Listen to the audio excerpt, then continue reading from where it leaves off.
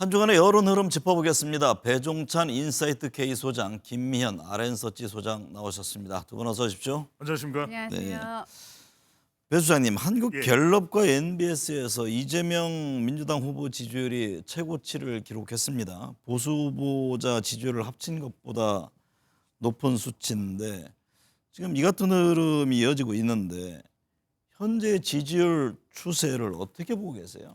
일단은 첫 번째로는 이재명 대선론 현상이 나타나고 있죠. 네. 탄핵 정국이고 그 여파가 그대로 지속된다고 볼 수 있는 것이고 영향이 없다고 할 수가 없고요. 또 민주당에서는 사실상 경선을 하고 있지만 교통정리가 된 셈이나 다른 것도 볼 수 있는 것이고 두 번째는 그러다 보니까 국힘 의원들 개개인은 경선을 하고 있지만 이재명 후보에 버금가는 정도의 지지율은 안 나오거든요. 아무래도 네. 이 국민의힘 개개인의 후보들이 아직 보수 지지층의 전체의 지지를 고스란히 이어받지는 못하고 있는, 물론 지금 이제 경선을 하고 있는 중이기 때문에 그렇습니다. 그러다 보니까 결과적으로는 이재명 후보 대 보수 대연합 이야기가 나오고 있습니다. 빅텐트론이죠. 그러다 보니까 이제 한덕수 권한대행의 차출론, 여기에 이낙연 전 총리, 이준석 후보까지 거론되는 배경으로 보입니다. 네, 김미현 소장님, 안동이 고향의 이재명 민주당 후보 각 지금 지역별 맞춤 공약으로 표심을 파고들고 있는데요.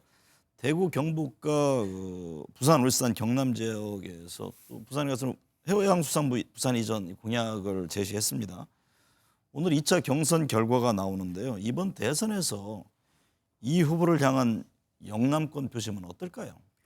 매우 중요하죠. 근데 이제 이재명 후보 같은 경우는 이제 지금 말씀하신 대로 TK 출신임에도 불구하고 지난번 득표율을 보면요. TK에서 윤석열 후보는 당시에 한 70%가 높은 득표를 한 반면에 네. 이재명 후보는 당시에 뭐 20% 초반대 득표율을 기록했습니다.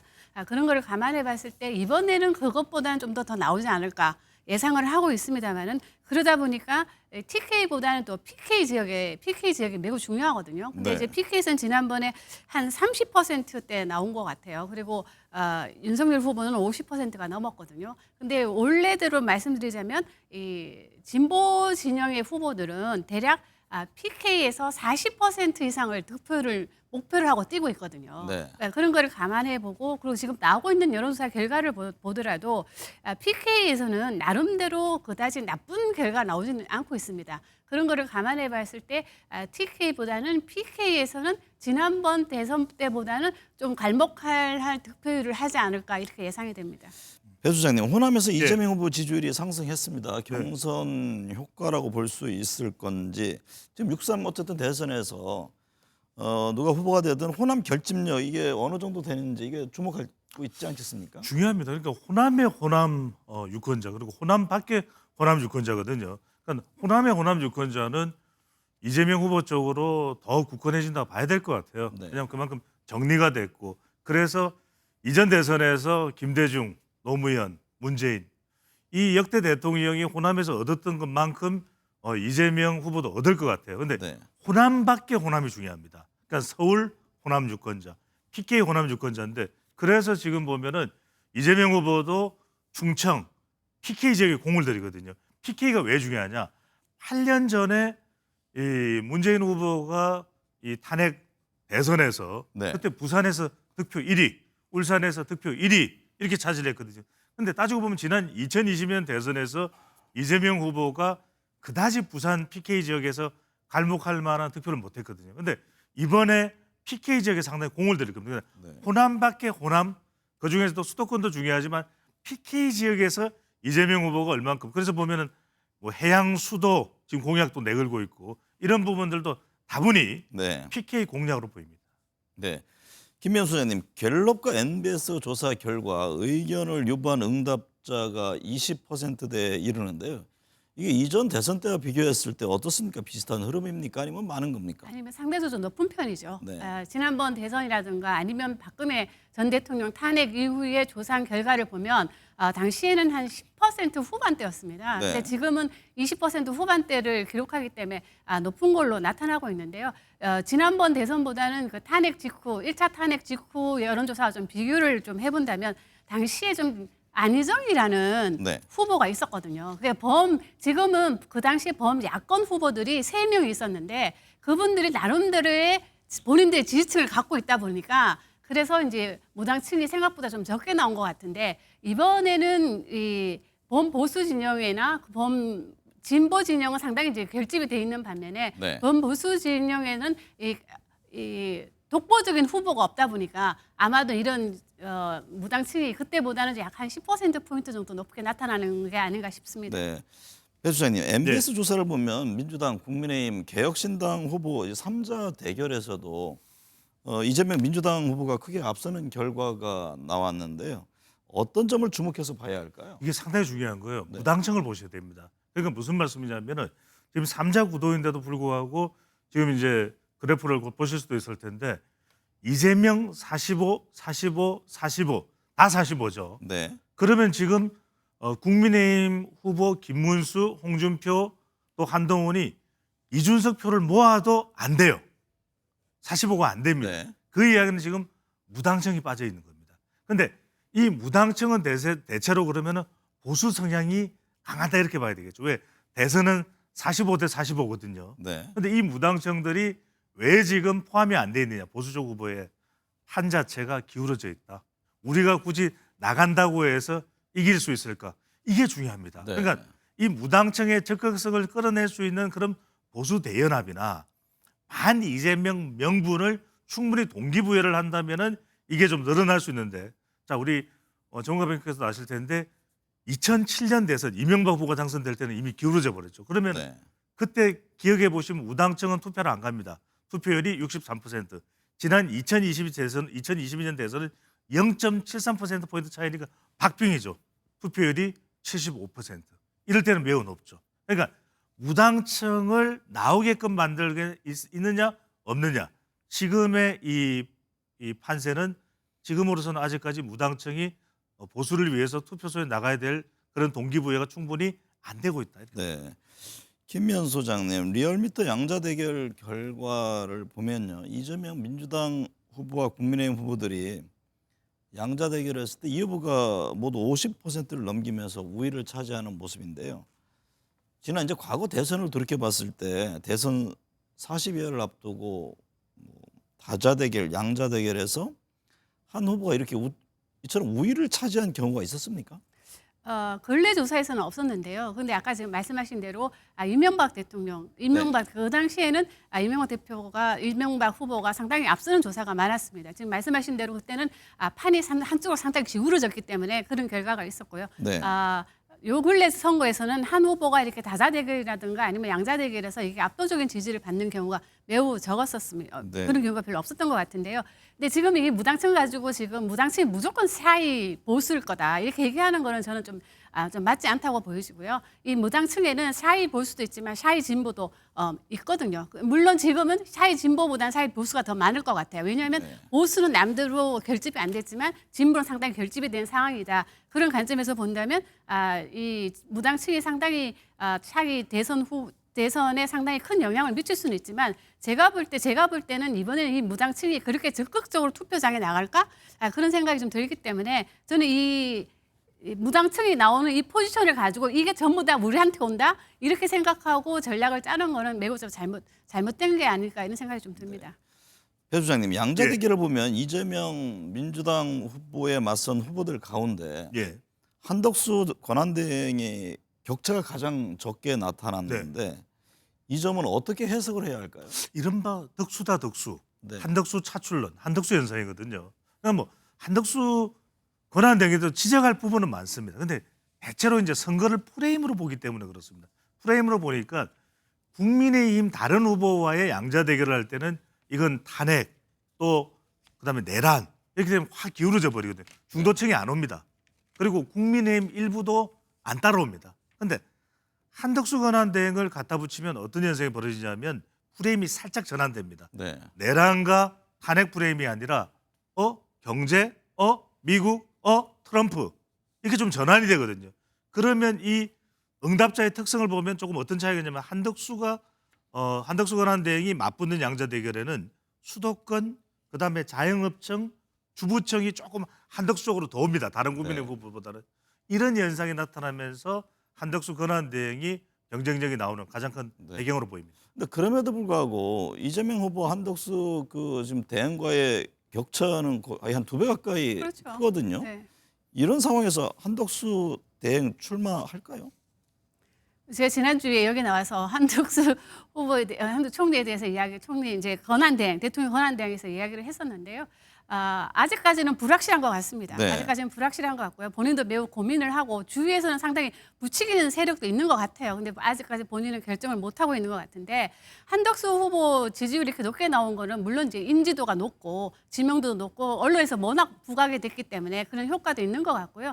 또 하나 더 붙이자면 한덕수 후보의 지금 가장 뭐 강점이라고 말할 수 있는 거는 경제 전문가 그리고 뭐 통상 전문가 그리고 트럼프와 뭐 협상할 수 있다 뭐 이런 얘기도 있는데 그게 오히려 또 단점이 될 수 있어요. 네. 왜냐하면은 3년 동안 이분이 국정을 운영했던 분입니다. 그럼 아시다시피 우리나라 평균 경제 성장률이 세계 경제 성장률보다 낮게 나왔다는 거죠. 네. 그런 거를 감안해 봤을 때 그것뿐만 아니라 뭐 부산 엑스포 유치 실패라든가 그리고 여러 가지 그 국제적인 이벤트에서 한국이 상당히 영향을 발휘하지 못했던 거는 어쨌든 이번 정권을 뭐 한 축이었던 책임졌던 한 축이었던 한덕수 대행의 책임도 있기 때문에 저는 이 경제 프레임 그리고 뭐 통상 전문가 이런 프레임을 갖고 나오는 거는 한덕수 대행한테 전혀 도움이 되지 않나 생각합니다. 지금 민주당 국민의힘 경선 한창인데요. 국민의힘의 경우 지지난주죠. NBS 조사에서 김문수 후보가 지지율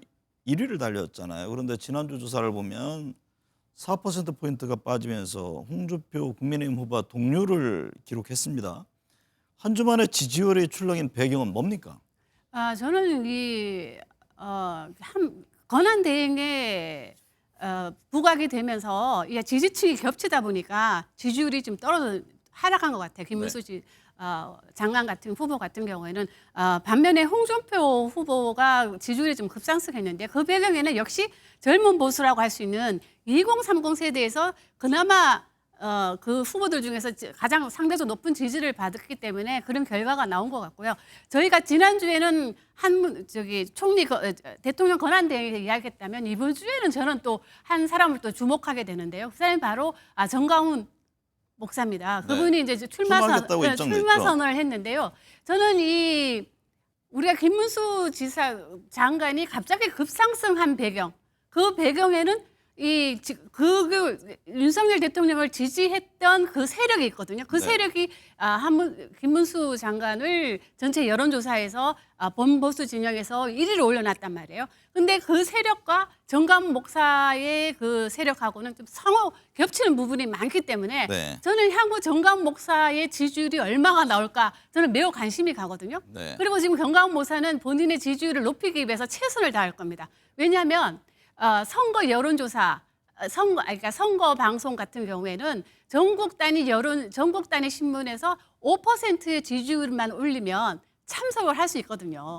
아마도 지금 정가훈 목사 같은 경우는 1차 목표는 전국 지지율 5%를 획득해서 그 방송에서 주최하는 TV 토론에 나가는 거기 때문에 저는 향후 다음 주부터 나오는 여론조사 결과는 우리가 매우 주목해서 봐야 되고 정가훈 목사가 들어갔을 때 과연 범보수 진영의 표가 어떻게 갈릴 것인가.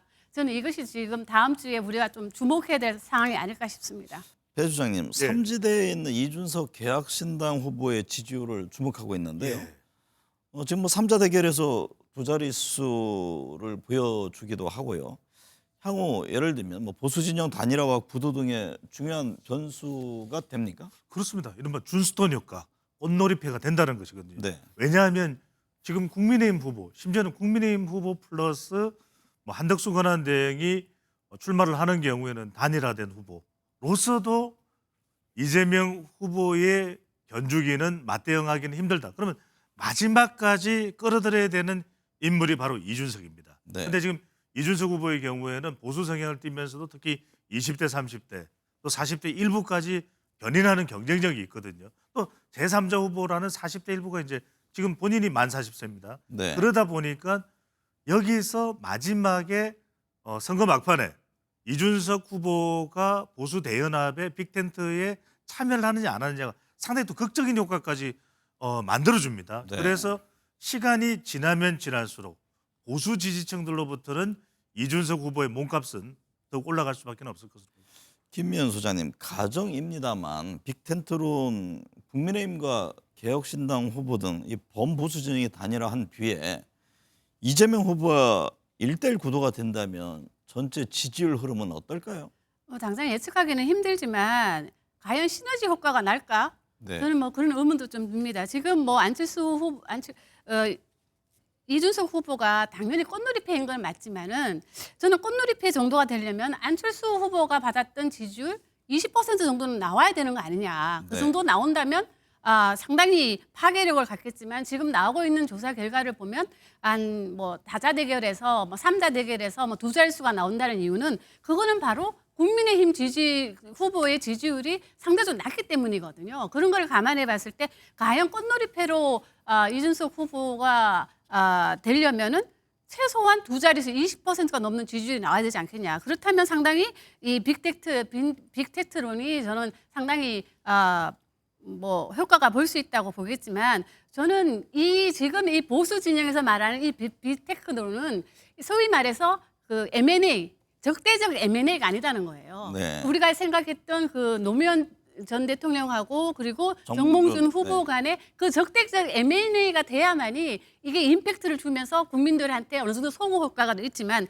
지금은 다들 지지율이 안 나오는 상황에서 다 고만고만한 상태에서 우리가 뭐 다 끌어모아서 우리 지지율 전부 다 끌어모으면 우리가 여기에서 뭔가 시너지 효과를 낼 수 있지 않을까 생각을 하는데 저는 그 시너지 효과는 그렇게 나온다고 생각은 하지 않고요. 네. 지금 국민의힘에서 가장 먼저 해야 될 것은 저는 이 밴더웨건 효과보다는 좀 언더독 효과를 써야 되지 않느냐. 마치 잘못한 건 하나도 없고 우리가 잘했다. 다 반대 진영의 책임 때문에 우리가 이렇게 됐다. 이런 식으로 몰아가는 거는 좀 유권자들한테 특히 중도층에 있는 유권자들이 보기에는 이건 좀 넌센스 아닌가. 네. 그렇게 생각하기 때문에 저는 좀 뭔가 언더독 효과가 더 효과적이지 않을까 싶습니다. 배 소장님, 네. 대선 경선 레이스가 한창입니다. 예. 민주당은 어제 충청권 첫 경선이 있었는데 뭐 예상대로 이재명 후보가 90% 가까운 득표를 보였습니다. 네. 오늘 영남권 표심 주목하는데 오늘 결과는 어떨까요? 그러면 영남도 뭐 다를 게 없을 겁니다. 근데 네. 민주당에서는 지금 2등이 누구냐가 중요하거든요. 네. 2등이 누구냐라는 것에 주목해서 볼 수밖에 없는데 충청에서는 김동연 2위, 김경수 3위였거든요. 근데 네. 영남은 PK가 들어가지 않습니까? 전 경남지사이기 때문에 여기서 착한 2등을 노리는 김경수 후보가 2위로 올라가느냐 이게 관전 포인트입니다. 네. 그렇지 못하다 그러면은 진짜 PK까지도 김동연에게 TK까지 포함해서 뒤진다.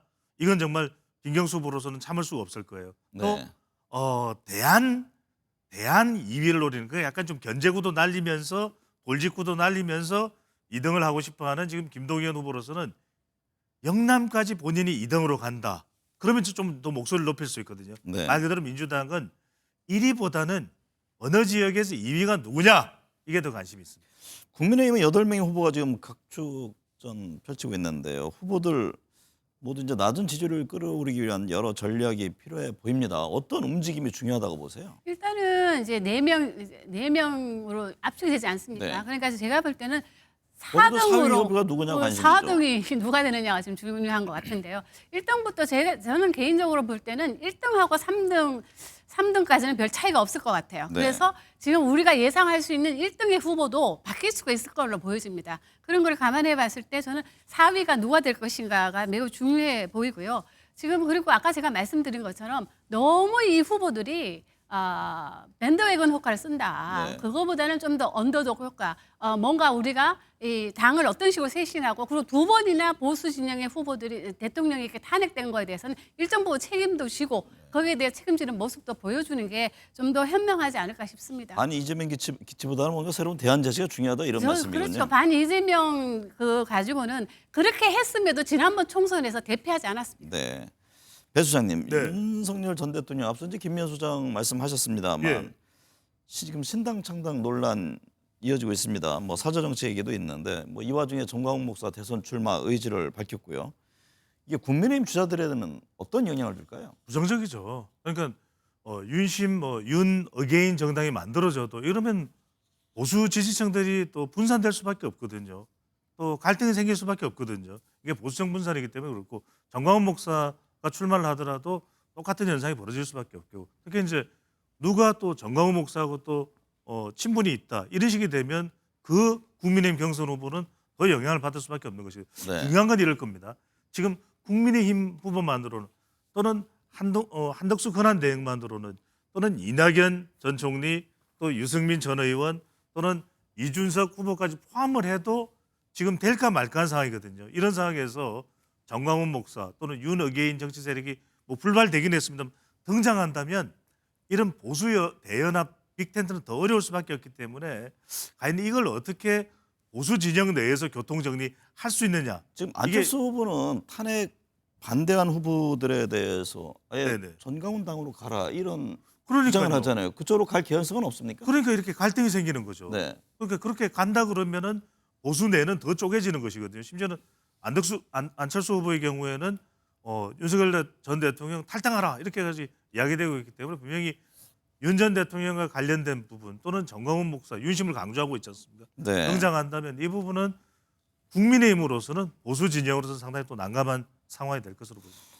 조기 대선 40여일 남았는데 결과에 미칠 변수가 있다면 어떤 겁니까?